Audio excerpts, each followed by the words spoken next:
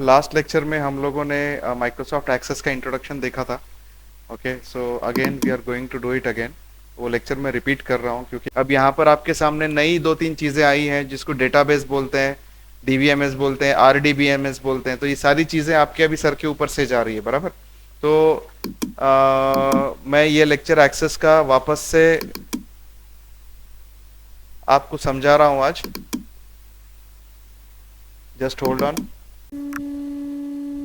सो Microsoft Access actually है क्या? Microsoft Access एक डेटाबेस सॉफ्टवेयर है। अब सबसे पहले हमको ये समझना पड़ेगा कि व्हाट इज डेटाबेस। ऐसा फाइल जिसके अंदर मेरा डेटा पड़ा हुआ है। What is data? Data is a raw collection of alphabets, number, special characters. तो ये जो डेटाबेस होता है ये हमारे चीज़ों को इकट्ठा करके एक जगह पर रखता है। डेटाबेस कंसेप्ट समझने के लिए सबसे पहले तो आपको देखो, ये मेरा डेटाबेस है, इसको मैं बोलूंगा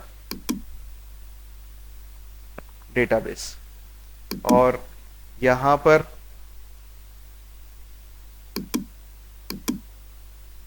अंदर कुछ मैं सेक्शंस बनाता हूं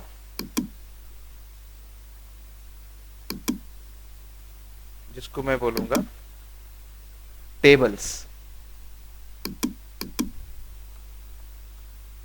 टेबल 1,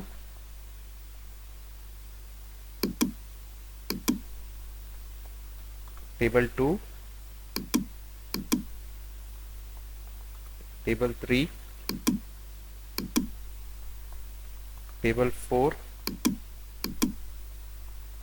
टेबल 5। ओके, सो ये हो गया।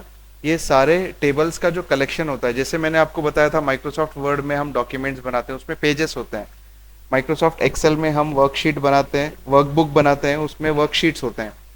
Collection of worksheets forms a workbook, collection of pages forms a document.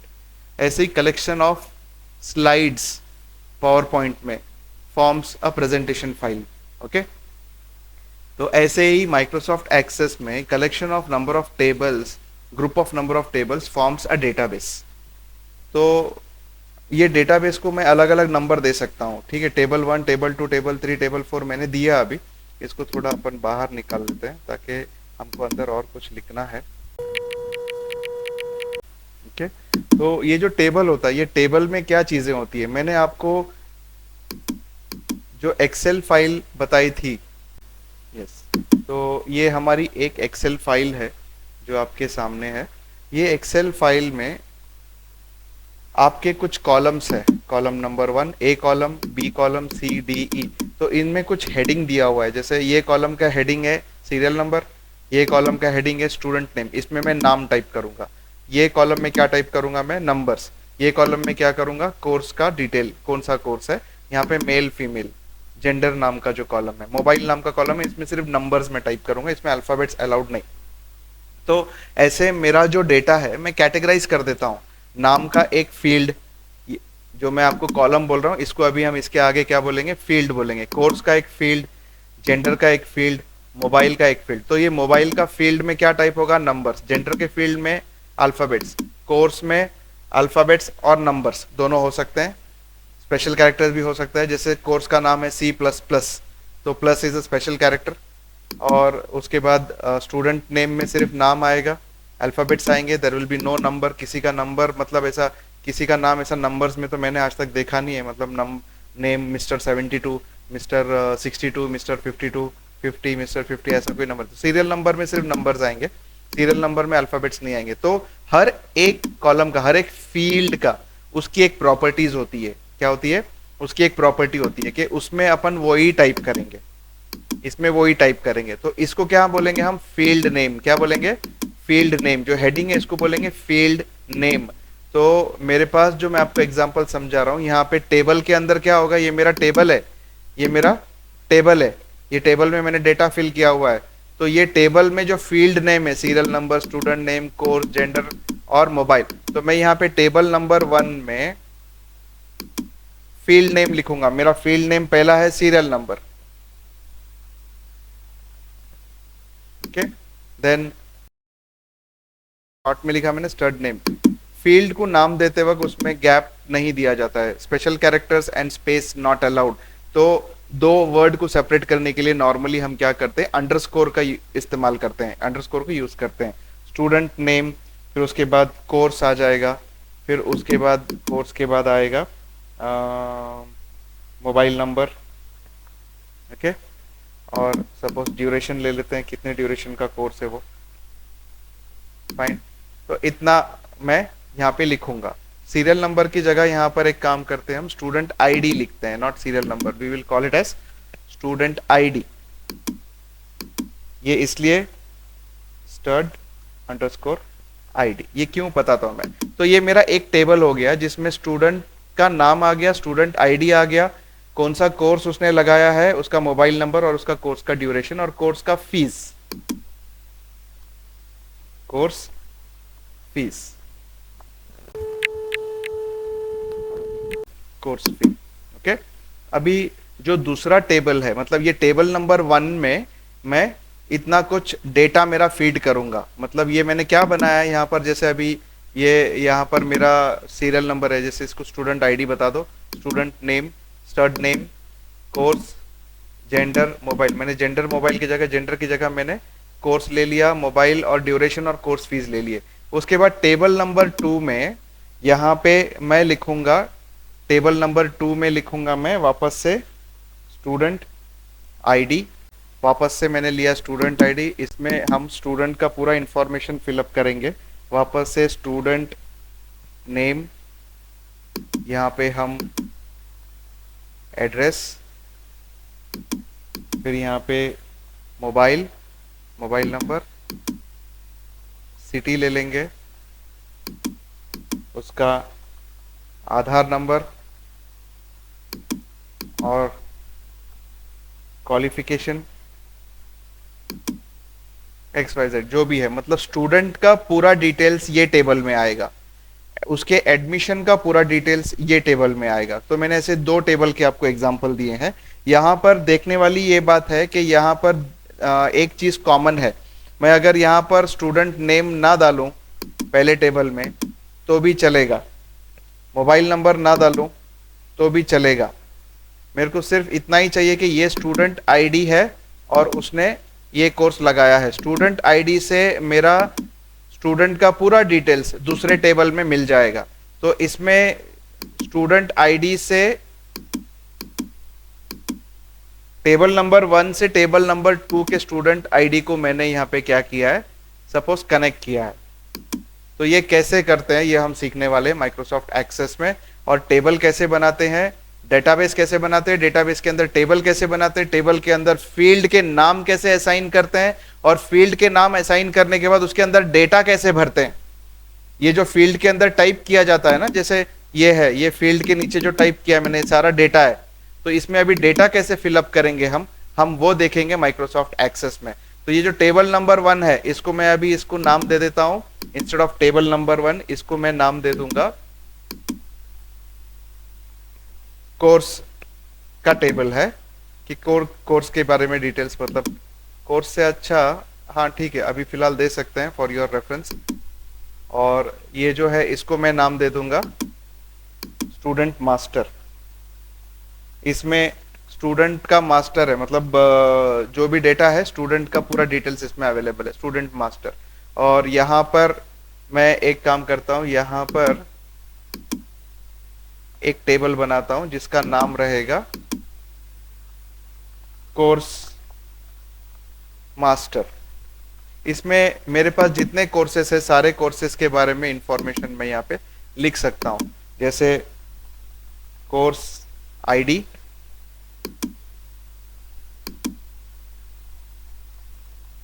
Course name, duration, fees, ठीक है, कोर्स का नाम, उसका ड्यूरेशन और फीस। तो ये कोर्स के बारे में जितने भी मेरे पास कोर्स है पूरा ये उसका टेबल बनने वाला है, और जितने भी मेरे पास स्टूडेंट्स है सारे स्टूडेंट्स का ये टेबल बनने वाला है।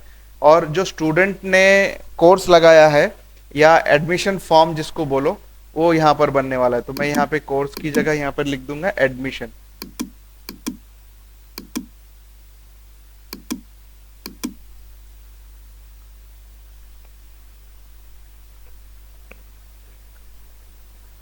तो इस तरह से मेरे पास एक डेटाबेस मैंने तैयार किया है। अभी इसको हम फिजिकली क्या करेंगे, इसको हम बनाएंगे माइक्रोसॉफ्ट एक्सेस में। मैं आज आपको सिर्फ इतना बताने वाला हूं कि हम डेटाबेस कैसे बनाएंगे एक्सेस में, टेबल्स कैसे बनाएंगे, फील्ड का नाम कैसे असाइन करेंगे और उसमें डेटा कैसे भरेंगे। It's very simple.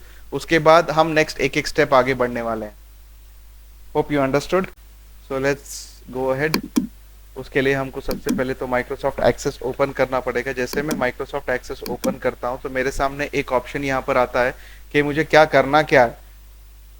यहाँ पे बहुत सारे वो ऑप्शंस दे रहा है कि मतलब मैं कुछ इसमें इवेंट मैनेजमेंट करना चाहता हूँ, स्टूडेंट्स का लिस्ट बनाना चाहता हूँ, टास्क मैनेजमेंट करना चाहता हूँ, न्यूट्रिशन ट्रैकिंग। तो ये कुछ रेडीमेड थीम्स है मेरे पास, call tracker, customer service, inventory, lending library. तो मैं ऐसा नहीं करना है, मुझे बेस से सीखना है कि डेटाबेस कैसे बनाते हैं। तो मैं ब्लैंक डेटाबेस पे क्लिक करूंगा, डेटाबेस का नाम यहाँ पर दूंगा और डेटाबेस का नाम देते हैं हम सपोज साका, क्रिएट। ओके, तो यहाँ पे मेरा एक टेबल दिखा रहा है। तो उसको करना क्या है, इसको ओपन करना है। यहाँ पे इसका जो आईडी है, मतलब 1 सेकेंड, कंट्रोल एस करना है। यहाँ पे टेबल को पहले सेव करना है और हमारा जो टेबल था पहला वो था स्टूडेंट मास्टर, स्टूडेंट मास्ट। ओके, तो ये स्टूडेंट मास्ट हो गया। यहाँ पे जो पहला मेरा कॉलम, ये मेरा देखो टेबल एक्सेल के जैसा टेबल यहाँ पे खुला है। तो यहाँ पर मैं इसको सिलेक्ट करूंगा कि ये चीज है क्या। तो पहला तो मुझे नंबर लेना है, ठीक है, फील्ड, और उसका फील्ड का नाम मैं दे दूंगा स्टूडेंट आईडी, STUD_ID। फिर उसके बाद दूसरा मैं यहाँ पे लूंगा, मैं यहाँ पे जैसे अपन ने वैलिडेशन रूल लिया था ना, वो वैलिडेशन रूल हम यहाँ पे सेट कर सकते हैं। लाइक स्टूडेंट आईडी मैंने यहाँ पर लिया, यहाँ पर मैं लेता हूँ स्टूडेंट का नाम। तो यहाँ पे शॉर्ट टेक्स्ट अवेलेबल है मेरे पास, लॉन्ग टेक्स्ट अवेलेबल है। I need to take long text. Okay, तो लॉन्ग टेक्स्ट में मैं यहाँ पे लिखूंगा स्टड नेम। तो मैं ये वैलिडेशन डाल रहा हूँ कि यहाँ पे मैं नाम लिखने वाला हूँ। यहाँ पे वैलिडेशन डाला मैंने कि यहाँ पे नंबर आने वाले हैं। ओके, तो यहाँ पर फिर मैंने तीसरा लिया कि यहाँ पर मुझे चाहिए स्टूडेंट नेम हो गया, चलो वहाँ पे डेट ऑफ बर्थ लेते। तो यहाँ पे डेट एंड टाइम का फील्ड ले लूंगा मैं और यहाँ पे लिख दूंगा DOB, date of birth. Then अगला लेते हैं हम, स्टूडेंट नेम हो गया, डेट ऑफ बर्थ हो गया। सपोज शॉर्ट टेक्स्ट में मैंने सिटी ले लिया, फिर नंबर्स ले लिया, लार्ज नंबर में ले लो मोबाइल,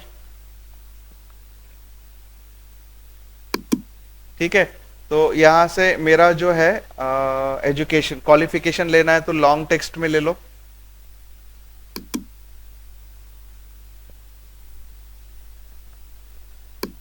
ठीक है।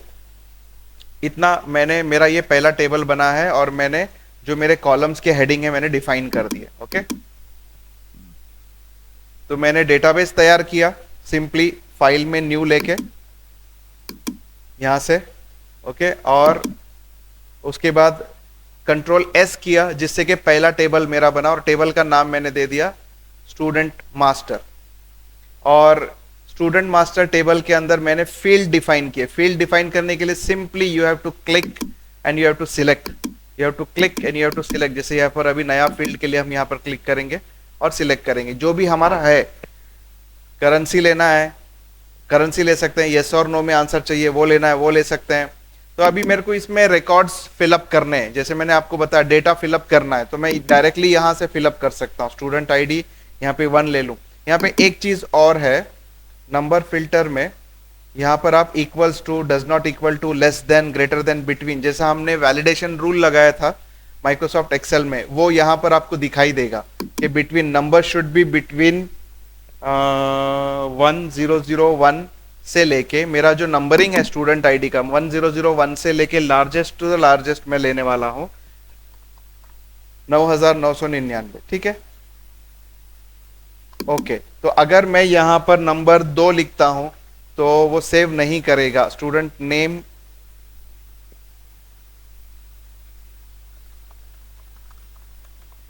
लिखा मैंने डेट ऑफ बर्थ। यहाँ पे डेट ऑफ बर्थ के लिए you can click on the calendar.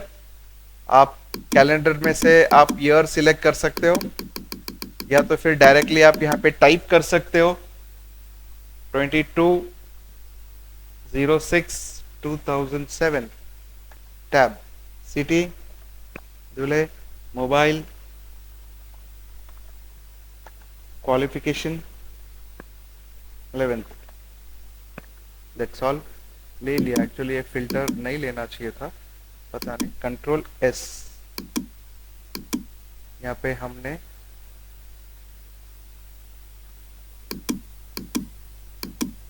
Okay, let's concentrate on the data filling first.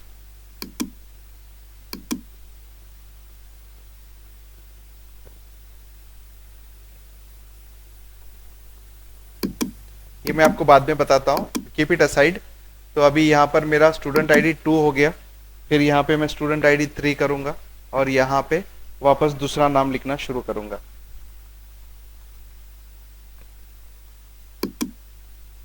Date of birth पता नहीं है तो मैं कुछ भी डाल दूंगा।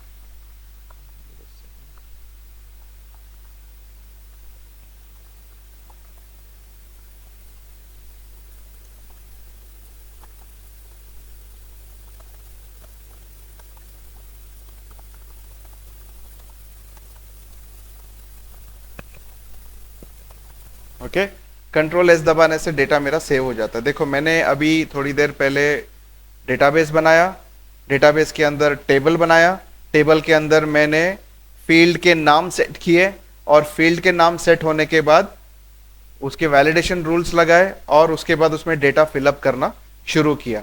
मैं इसको बंद कर रहा हूं अभी, फाइल को क्लोज, वापस ओपन करते हैं उसको। ओपन में गए, ये हमारा रहा डेटाबेस, एनेबल कंटेंट किया और यहाँ पे देखो मेरा एक टेबल, मेरा डेटाबेस में जितने भी टेबल बनेंगे यहाँ पे उसकी एक एक एक एक लिस्ट आती जाएगी। अभी मुझे नया टेबल बनाना है तो just what I have to do is right click, sorry, create table. ये दूसरा टेबल आ गया, इसको सेव करो और इसको नाम दे दो एडमिशन। ओके, अब ये एडमिशन पे आप वापस से सेम प्रोसेस, यहाँ पे आप लोगे पहला number, admission number, admission number, then फिर लोगे आप name which will be large long text, stud name,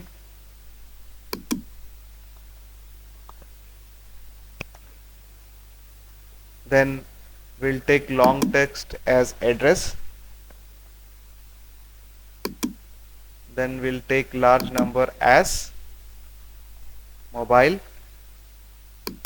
then we'll take long text as course, then we'll take number as duration,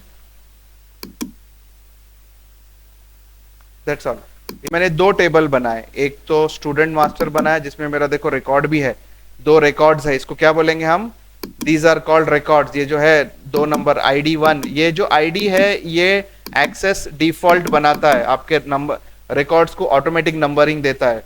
we are not concern with it. अगर आपको उसको use करना है तो use कर सकते हो, या तो आप सेपरेट आपका ID नंबर भी आप दे सकते हो। तो ये मैंने स्टूडेंट मास्टर में 2 रिकॉर्ड फिलअप किए हुए।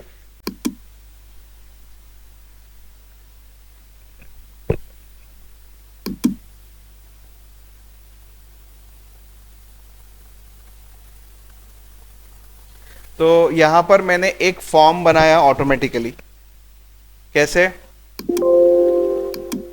ये मेरे टेबल थे, क्रिएट मेनू में गया और यहां पे मैंने फॉर्म पे क्लिक किया, तो ये ऑटोमेटिक आपके जितने टेबल है सारे टेबल के फॉर्म वो बना देता है। तो अभी मैंने फॉर्म पे जैसे क्लिक किया, यहाँ पे मेरा फॉर्म आ गया है, एक ऑर्गेनाइज तरीके से उसने बना दिया। अब यहाँ पे मुझे अगर इसका नाम मतलब चेंज करना है, स्टड नेम की जगह स्टूडेंट नेम करना है, तो मैं यहाँ पे एडिट करके कर सकता हूँ।